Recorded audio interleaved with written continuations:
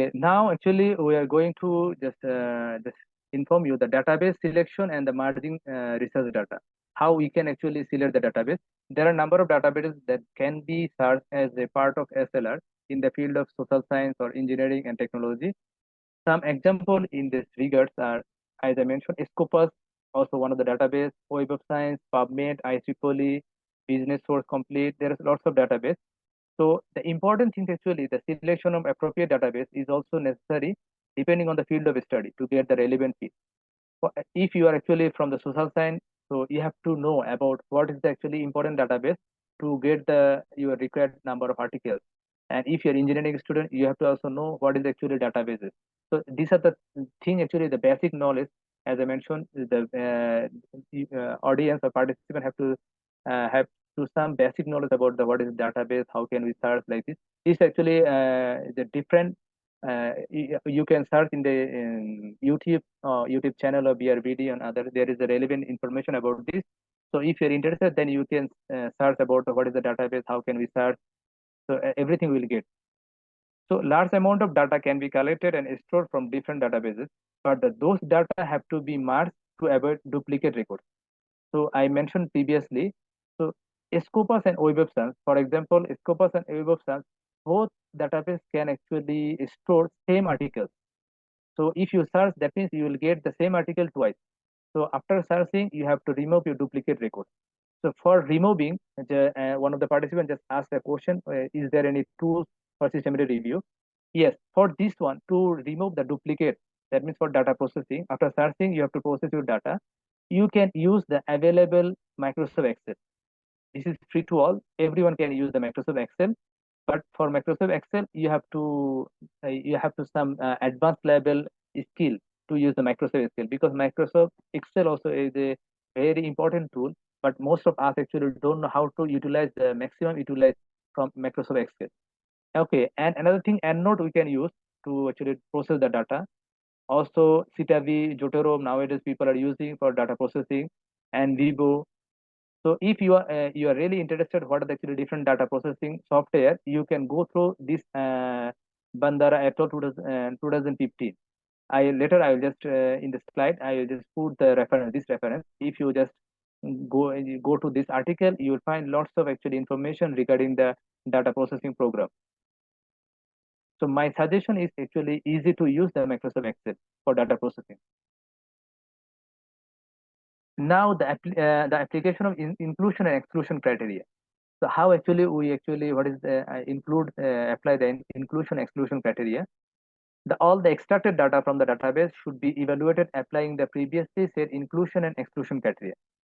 Suppose your inclusion and exclusion criteria have to be previously determined. So what should be what are the articles you are going to consider? So what are the things you are going to avoid? So your inclusion and exclusion criteria should be valid and logical, because in the systematic review paper you have to mention why you include this article, why you not including this article. For example, why you include only the latest article, suppose for last 5 years, or why you include the 10 years. You have to define this one, why actually use inclusion and exclusion criteria. There should be some logic. Only those sources that survive the selection process will subsequently be analyzed. That means after inclusion exclusion criteria, whatever the number of articles you will get, that means you will critically evaluate that article, not all the articles you get from initial searching. This selection process needs to be made transparent, because transparent in a sense, actually, if you suppose your searching string is okay, if you will get then a specific number of articles. If another one actually search same thing, if actually searching string or formulation of keywords is not good or well enough, then he will not get the required number of articles. So whenever you're doing some experiment, you ask your friend or your co-author, just search that keyword. If he or she actually get the same articles, then okay, same after apply inclusion exclusion criteria, same number of articles, then you go for your analyzing your result representation. Okay, during the screening process, okay, this is the actually process screening process. Okay, I make it zoom. Suppose, for example, we actually we search the photo catalyst, that means the photo catalog. So I'm sorry to this actually, as I actually working on these photocatalysis or titanium dioxide, most of the keywords will appear here similar to my field. So you can use your own actually keyword. For search document, if we search suppose photocatalysis, I use a photocatal, then I use asterisk mark. That means if there is a photocatalysis, photocatalyst, other photo related whatever the thing will appear. I wanted to just see all the document. Then I put and. That means photocatalysis. I wanted to see the effect of photocatalysis on wastewater treatment.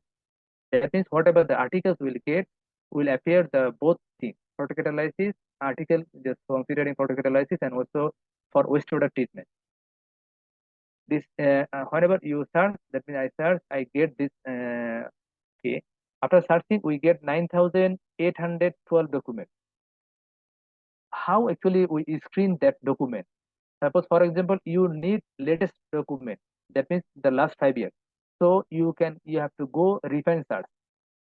If you use the advanced searching, then okay, after searching document, in the actually database, you will see that interface. In that interface, there is lots of thing actually. In the refine searching, you can select your okay. Here I just put 2010 to 2024.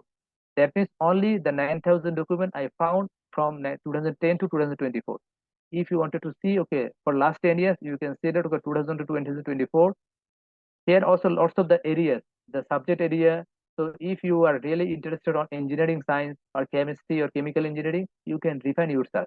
Just select this one and then search again. You will get only that articles which actually focusing on environmental science or chemistry or other relevant field.